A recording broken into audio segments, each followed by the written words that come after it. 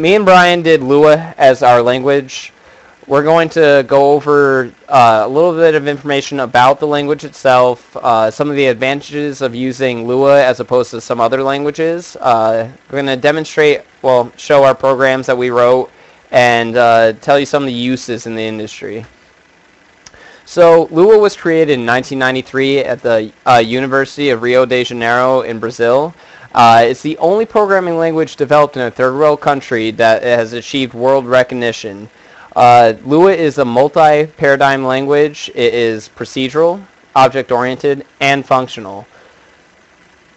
Lua is a small, completely cross-platform programming language. It can be used on any system that has a C compiler. So it can run on Linux, it can run on Windows, it can run on Mac OS X, it can run on iOS, it can run on just about anything.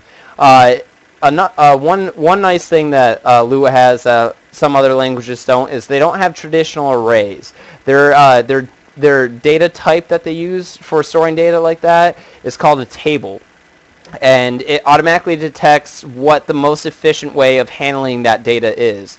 Like, it will either use it as a straight array, or it may utilize it as a hash table for getting constant time lookups, or it can even use combinations of the two. It also, one of the biggest things that Lua has going for it is it can be embedded in just about any language. This is very nice for a number of reasons, but it basically allows people to write code for programs, like adding on plugins and such like that, without having to see the actual source code. So this is great for numerous closed source projects. And it also supports functional programming with first-class functions and closures. This is the first program that we wrote. It's just a simple bubble sorting algorithm that I had written before in multiple languages. One nice thing about this is, in many languages, in order to swap a variable, you have to create a temp variable. It's very simplified and elegant in Lua. You can do variable name, comma, variable name equals variable name, comma, variable name. So you can just swap them. So you can have data 1 and data 2 equals data 2 and data 1, and it will swap those for you, which is kind of handy. And then they also, in their for loops, you're able to go through key value pairs in their table data structures, which is just, it's very simple and intuitive. Now in program 2, this is a very simple, trivial program that we wrote. It doesn't do a whole lot. It calls lua.lua right here, which is one of the basic scripts that we wrote, and it also calls the bubble sort that we just showed you. We couldn't figure out a way. There is a way. The library for Java is a little bit hard to understand, but you can pass data back and forth between the Java program and the Lua script, but we couldn't figure out how to implement that correctly, so we just essentially just called some Lua scripts. But a noticeable difference is you can call any program from within a Java or C or whatever. You could prompt it to run a program, but it'll instantiate that program as a separate process on your machine. Now, if you run a Lua script from within Java, it won't instantiate any new processes. It will actually be embedded in the code. It will run from within the code. So it's actually completely contained within the program that calls the Lua script. Its uses in the industry, for example, they're used in large crop combines.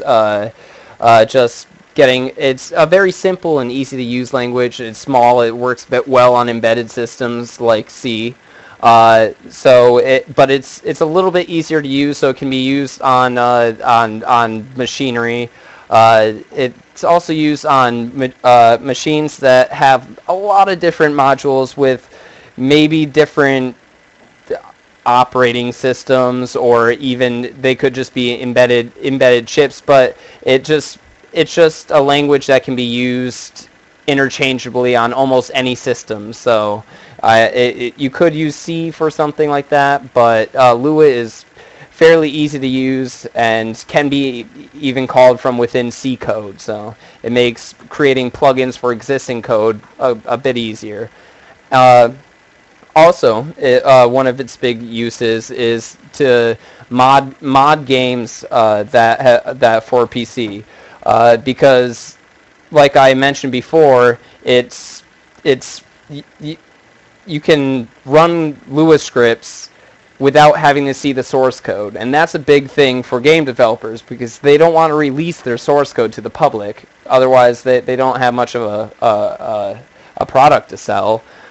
So you can write Lua scripts to add game add-ons without actually seeing any of the underlying source code.